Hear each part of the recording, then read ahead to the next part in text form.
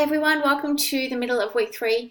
It's been so great to see all your discussions in the past few weeks. You've been doing such a great job and really developing a critical gaze and understanding about all the different theories and theorists and where they sit with play-based learning. They are all so wide and so varied, and a lot of them are outdated. So it's really challenging to think about what this means for us in this modern day age. And where we sit with it all.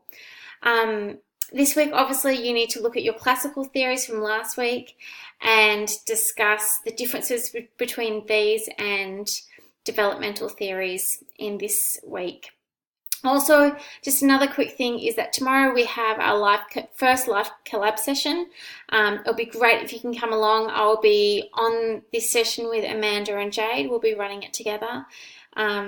It will be a real great way to really develop your thinking further and hopefully clarify a few questions that you might have. It's a pretty heavy assessment, so if you haven't already watched the Flip Collab that that Kate did, it's really informative.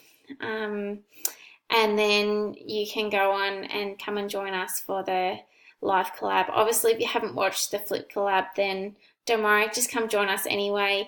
I cannot recommend these highly enough for you. They're here to help you and help clarify information for you.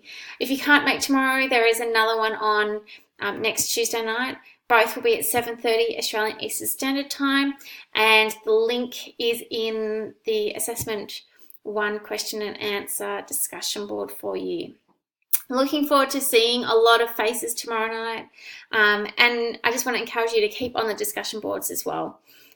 What you put in is what you get out. Have a great week 3, and I will see you soon. Bye everyone.